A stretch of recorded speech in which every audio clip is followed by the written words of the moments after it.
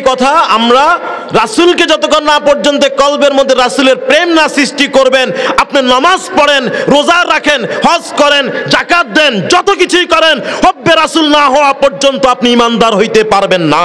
ঠিক, হব্বে রাসূল না হওয়া পর্যন্ত ঈমানদার হইতে পারবেন না।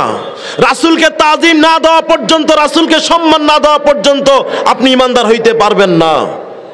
কারণ আমরা আল্লাহকে ভালোবাসি, আল্লাহর জবানকে বিশ্বাস করি, রাসূলকে ভালোবাসি। আল্লাহ বলেছেন, যেটা আমার হযরত বলেছেন প্রথমেই, তাসলিমা, তোমরা দুরূদ করো, কিয়াম করো, সালাম দাও, দুরূদ পড়ো আদব সহকারে। আমার আল্লাহ পাক আর কোথাও এইভাবে আদবের জন্য ইঙ্গিত করেন নাই, একমাত্র হুজুরে পাক সাল্লাল্লাহু আলাইহি সাল্লামের শানে আদব করতে বলেছেন, আদব করতে বলেছেন। আমি ছোট্ট একটু ভাইজানের কথা একটা ইঙ্গিত দেখেন, আপনার ভাইজানের সুন্দর কথা বলেছেন, যা বলবা সরাসরি বলবা, নাহলে কিন্তু তোমরা মুনাফিক। ফজর নামাজ পড়া পরের দিন সকালে দোকানে বলবা মুফতি আলাউদ্দিন জিহাদি এটা বলে গেছেন, ফজর নামাজ পড়তে পারো, কাম নাই, তুমি মুনাফিক। কারণ উনি পরিষ্কার ঘোষণা করে গিয়েছেন, যা বলবো আমার সামনে বলো। সাহস থাকলে মুফতি আলাউদ্দিন জিহাদির, আমাদের তাতার বয়সী ফারহান সাহেবের সামনে আইসা বলে যাও, আমরা এখনো আছি, মুনাজাত পর্যন্ত আছি।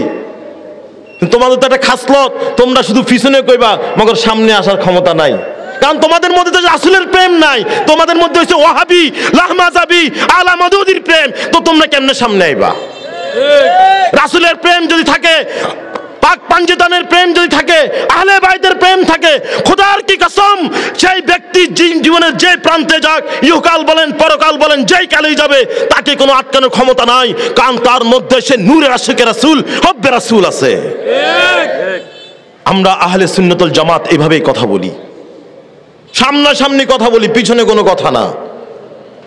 তো এখানে একটি কথা বিতর্ক আপনারা করতে পারেন, কারণ এই এলাকা আমাদের খানকা আছে, আমাদের আস্তানা আছে শামপুর দায়রা শরীফের, যে যেটা বলেছেন আউলিয়ার দরবারে সেজদা দেওয়া না, আউলিয়া না, যেই কোনো মানুষের দরবারে সেজদা দেওয়া হারাম, বাট কদম বুচি করা, তাজিম করা, এটা সুন্নত রাসূলুল্লাহ।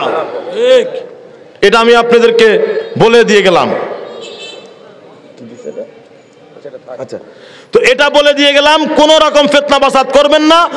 আমি এই জন্য তরিকত ভাইদেরকে বলবো, আপনারা যেন দুরূদ শরীফ নিয়ে আমার শ্রদ্ধেয় ভাই সুন্দরভাবে বয়ান করে গেছেন, তো আপনারা কথা বুঝে শুনে বলবেন, কোন রকমের বিভ্রান্ত সৃষ্টি করা যাবে না। আর যদি বিতর্ক থাকে, আপনারা আমাদের এই ভাট্টা এলাকার যারা আমাদের দায়িত্ব আছেন, ওদের কাছে প্রশ্ন দিয়ে যাবেন।